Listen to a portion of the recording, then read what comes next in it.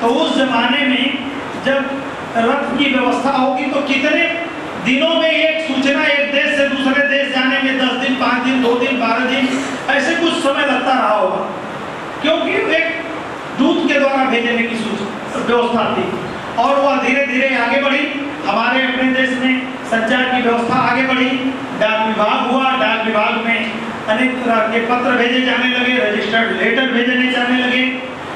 माननीय बंसल जी ने बताया कि कैसे टेलीग्राम भी भेजे जाते थे, कोई आकस्मिकता है, कोई इमरजेंसी है तो टेलीग्राम भेजते थे।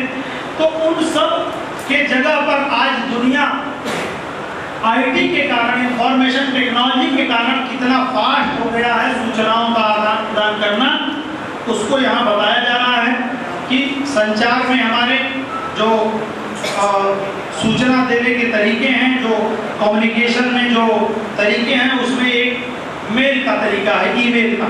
इस ईमेल में के द्वारा प्रदेश के पदाधिकारियों को, प्रदेश की कार्य समिति को, क्षेत्रीय अध्यक्ष जी को, क्षेत्रीय संगठन मंत्री जी को, जिला अध्यक्ष जी को और विभिन्न विषयों के अभियानों के जो जिला प्रमुख हैं, इन सारे लोगों को सूचना दी जाती है। अब अलग अलग तरह की सूचना अलग अलग लोगों को दी जाएगी।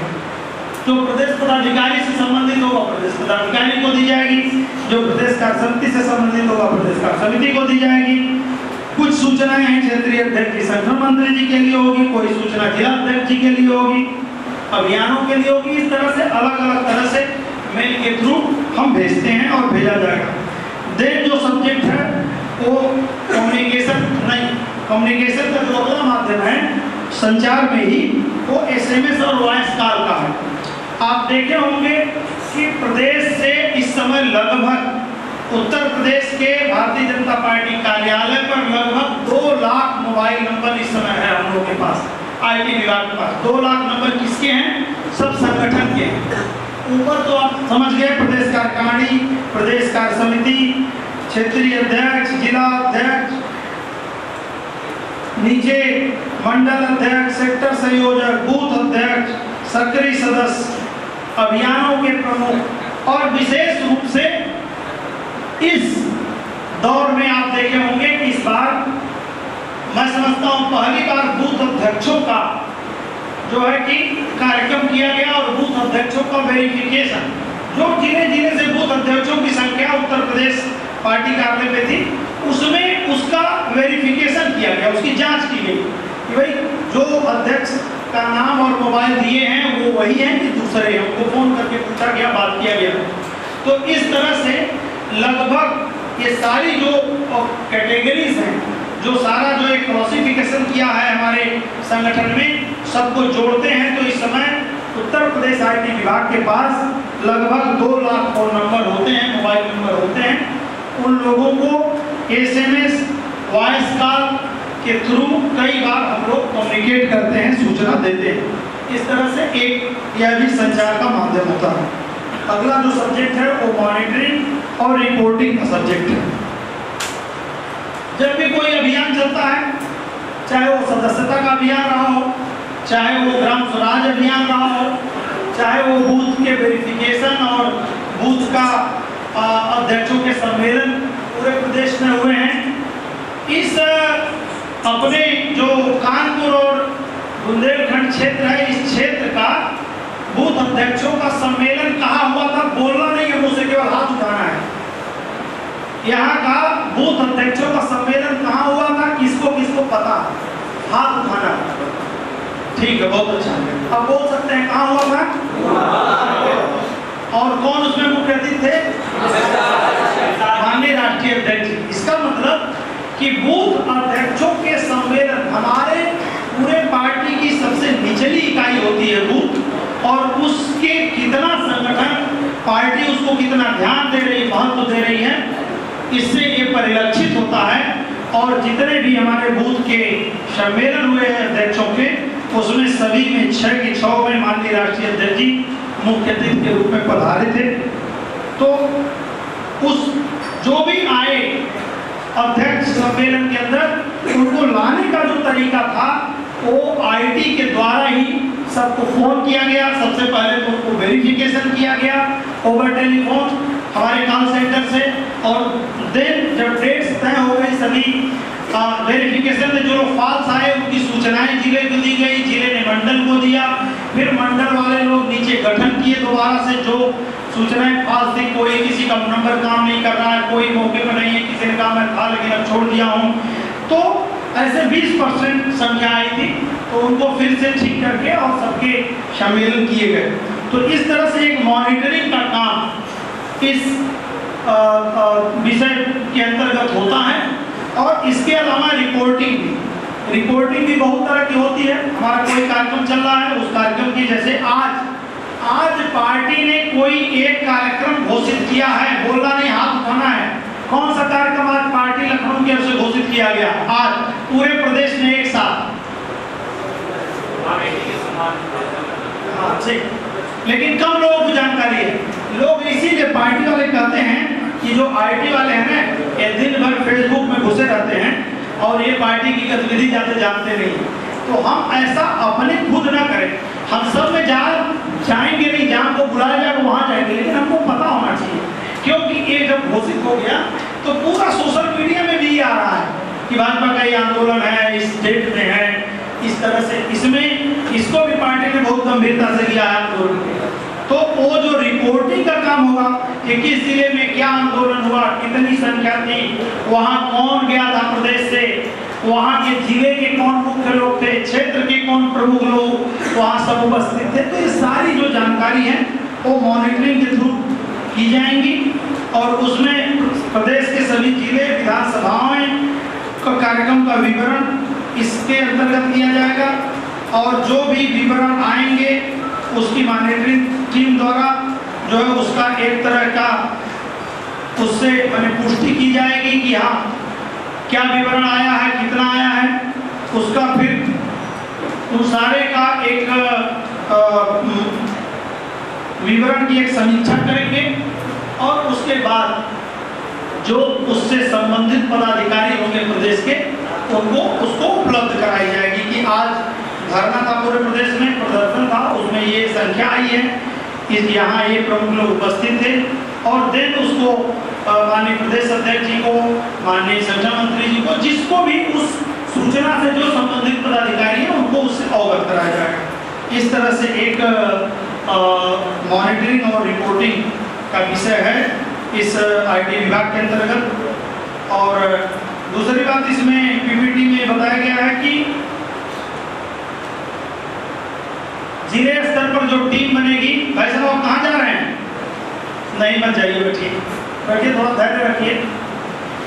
अखिलेश जी को हटा करके मुख्यमंत्री बनाना है अगर, तो फिर इतना नहीं 2 घंटे एक बार में सत्र में नहीं बैठेंगे तो कैसे, कहाँ अखिलेश जी हटेंगे? हटाना है ना उनको। हाँ, तो थोड़ा बैठिए। देखिए आपके पास काम है, फोन आपका आ गया, कोई हम लोगों के पास भी थोड़ा बहुत काम है, हम लोगों के भी फोन आ सकते हैं, हमने अपने फोन बंद कर किए हुए हैं, इसलिए थोड़ा बैठिए। तो ये जो अगला विषय है मॉनिटरिंग और रिपोर्टिंग के अंतर्गत ही, इसमें कुछ बात तो आ गई है कि फील्ड से कैसे फोटो, कार्यक्रम विवरण, कार्यक्रम के में कितनी उपस्थिति थी, वो सारा कुछ ले करके आईटी की टीम के थ्रू इसको क्षेत्र और प्रदेश को भेजना है।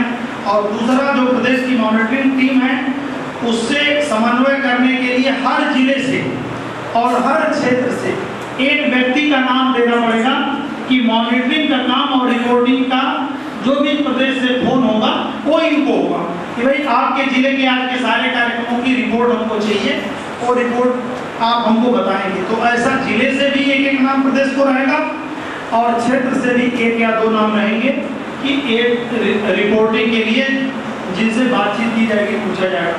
दूसरा आगे इसमें बता रहे हैं जो जिले, क्षेत्र, जिले, विधानसभा से रिपोर्ट प्रदेश टीम को जाएगी और प्रदेश टीम से जो रिपोर्ट है वो इसी क्रम में नीचे विधानसभा तक जाएगा। आगे इसमें है कि किस तरह से जो रिपोर्ट आएगी उसको शाम को 4 से 6 के बीच में रिपोर्ट पहुंच जाए अपेक्षित होगा, जिससे प्रदेश के टीम के सदस्य इसको व्यवस्थित कर सके। और सूचनाएं एकत्रित होने के बाद प्रदेश की टीम जो उससे संबंधित निश्चित पदाधिकारी हैं प्रदेश के, उनको अपनी रिपोर्ट से अवगत कराएंगे, उनको बताएंगे। इस तरह से मॉनिटरिंग और रिपोर्टिंग का विषय पूरा होता है। देन जो अगला विषय है वो हमारा वेबसाइट का विषय है। वेबसाइट हमारी दो तरह की है, एक राष्ट्रीय स्तर की वेबसाइट है। राष्ट्रीय स्तर की वेबसाइट का ये फ्रंट पेज है, ये उसके साइट के फीचर्स हैं।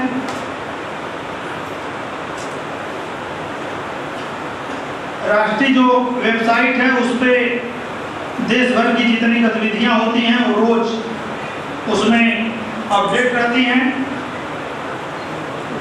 इसमें एक एप्लीकेशन दिया गया है, डाउनलोड एंड्रॉयड एप्लीकेशन। उस एप्लीकेशन के थ्रू हम कोई भी बात इसमें अपलोड करना चाहेंगे तो अपलोड कर सकते हैं। और प्रदेश के भी हमारी वेबसाइट बनी। जो प्रदेश की वेबसाइट है उसका up.bjp.org इस नाम से प्रदेश की वेबसाइट है। प्रदेश की वेबसाइट में पहले से चल रही थी, लेकिन नेशनल लेवल पर तय हुआ कि इस वेबसाइट में कुछ चेंज करें, इसलिए उस पर अभी थोड़ा काम हो रहा है। उसका पेज जो फ्रंट पेज डिसाइड होने में 2 दिन लगेगा। कल रात में माननीय बंसल जी ने राष्ट्रीय संयोजक जो IT विभाग के हैं श्रीमान अमित मालवीय जी, उनसे पूछे थे और उन्होंने कहा कि 1-2 दिन लगेगा, हम उसको फ्रंट पेज डिसाइड करते हैं। देन स्टेट की भी वेबसाइट शुरू हो जाएगी। IT विभाग उत्तर प्रदेश की ऐसी इच्छा है, ऐसा मत है कि हम इस वेबसाइट को एक इफेक्टिव और इन्फ्लुएंशियल वेबसाइट बनाना चाहते हैं। हम कोशिश कर रहे हैं कि हमारे उत्तर प्रदेश की वेबसाइट पे सभी तरह के कार्यक्रम, हमारे सभी तरह की गतिविधियां, सभी तरह की जानकारियां और संगठन के केवल नॉट ओनली संगठन की बल्कि समाजगत भी घटनाएं, जानकारियां वह भी अपने वेबसाइट पर हम लोग डालें, वहाँ अपलोड करें, जिससे कि कहीं भी उसको कोई भी देख सके। तो इस तरह से एक वेबसाइट की योजना है राष्ट्रीय स्तर पर और प्रदेश स्तर पर। इस वेबसाइट पे आगे जो अगला फीचर है वो यह है कि हमारे जो लीडर्स हैं वो अपने कमेंट्स जो उनके होते हैं वो भी इसमें डाला जाता है। उस कमेंट से भी हम अवगत हो सकते हैं जो प्रमुख हमारे देश के नेता हैं कि आज क्या कहाँ कार्यक्रम हुआ है, किसने क्या बोला है, इस तरह की चीज़ें भी इसके थ्रू हम जान सकेंगे।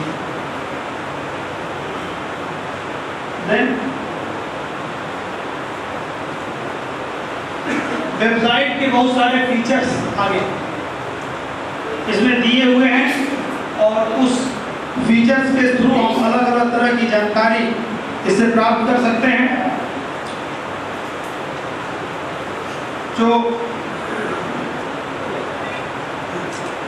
पहले ही बताया गया कि इसमें बहुत सारी तरह की जो राष्ट्रीय स्तर पर, प्रदेश स्तर पर जानकारी होगी।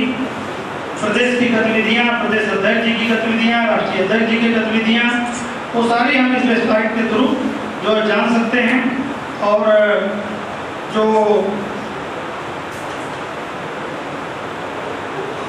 डाउनलोड करने के लिए व्यवस्था इसमें रहेगी। अपने एंड्रॉयड फोन के माध्यम से हम एप्लीकेशन जो है वो डाउनलोड कर सकते हैं। इस तरह से एक वेबसाइट की का विषय भी है और इस विषय को आगे बढ़ाया जा रहा है, इसमें काफी काम हो रहा है। देन जो अगला विषय है वो एप्लीकेशन प्रबंधन, एप्लीकेशन मैनेजमेंट। एप्लीकेशन 2-3 तरह के हम सब लोग के नॉलेज में हैं। एक तो हमारे पार्टी का राष्ट्रीय स्तर पर एक बीजेपी ऐप है जिसमें पार्टी की जो राष्ट्रीय गतिविधियां हैं, एक्टिविटीज हैं, उनको उस ऐप को हम डाउनलोड करके जान सकते हैं। दूसरा जो है कि सरकार की, माननीय नरेंद्र मोदी जी की सरकार की जो एक्टिविटीज हैं, जो डिसीजंस हैं, जो निर्णय हैं, जो डे टू डे के प्रोग्राम हैं, उनको जानने के लिए मोदी ऐप आप जानते हैं बहुत दिनों से लॉन्च किया गया है।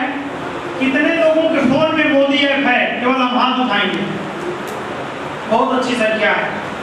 मोदी ऐप अभी तक लोड करने के लिए बार बार जो है कि डाउनलोड करने के लिए लिंक्स बताए जा रहे थे, और जो लोग उसमें रुचि रख रहे थे और जिनको इस प्रक्रिया की जानकारी है उन्होंने डाउनलोड कर लिया। लेकिन अब अगर हम IT विभाग में काम करेंगे तो हमको थोड़ी रुचि अपनी बढ़ानी पड़ेगी, और सभी लोगों को हमारे सारे जितने भी ऐप हैं उनको अपने एंड्रॉयड मोबाइल में उनको डाउनलोड करना है, उनको रखना है, जिससे कि हम राष्ट्रीय पार्टी के राष्ट्रीय गतिविधियां, सरकार की, भारत सरकार की एक्टिविटीज और उत्तर प्रदेश का भी ऐप बन रहा है। आगामी 13 अगस्त को, अभी 2 दिन बाद, माननीय राष्ट्रीय अध्यक्ष श्रीमान अमित शाह जी लखनऊ में रहने वाले हैं। उत्तर प्रदेश का जो यूपी बीजेपी का एप्लीकेशन है उसको वो इनॉग्रेट करेंगे, उसको लॉन्च करेंगे, और उसके बाद हम यूपी का भी जो ऐप है उसको डाउनलोड कर सकते हैं। एप्लीकेशन का उद्देश्य यहाँ दिया गया है कि इससे क्या पर्पज इसका होता है, क्या इससे करते हैं। तो एक तो कनेक्ट करने के लिए, जुड़ने के लिए इसका उपयोग है। दूसरा जो इसका उपयोग है वो कम्युनिकेशन के लिए है, संवाद के लिए उपयोग है। तीसरा जो उपयोग है वो लोगों को एंगेज करने के लिए इसका एक उपयोगिता है। चौथी जो उपयोगिता है वो डाटा एक्वायर करने के लिए, डाटा कलेक्ट करने के लिए भी इसका एक यूज है, उपयोग है। और जो अंतिम बात बताई गई है कि डेटा एनालिसिस के लिए भी इस एप्लीकेशन का उपयोग हम करते हैं और कर सकते हैं। इसलिए हमको ये थोड़ा जानते रहना चाहिए कि इसका क्या क्या यूजेस हैं, और जो लोग यूज करते हैं वो जानते भी होंगे। बाकी जो इसमें वही दिया गया है कि कौन कौन से हमारे ऐप हैं और उन ऐप को हमको अपना यूज करना है। देन इसमें मोदी ऐप के बारे में दिया गया है। मोदी ऐप आधे से अधिक लोग जो यहाँ बैठे हैं उनके मोबाइल में ऑलरेडी है। जो जिन लोगों के पास नहीं है वो लोग भी डाउनलोड करेंगे, ऐसा उनसे अपेक्षा और आग्रह है। और इसके साथ हमारा जो पार्टी का एप्लीकेशन है उसको भी हमारे जो है कि डाउनलोड होना चाहिए हमारे मोबाइल में, क्योंकि पार्टी की गतिविधियां अलग होती हैं, उनकी भी जानकारी हमको रहना चाहिए। और तीसरा, जब उत्तर प्रदेश का ऐप लॉन्च हो जाएगा तो उसके बाद उत्तर प्रदेश का ऐप भी हमको डाउनलोड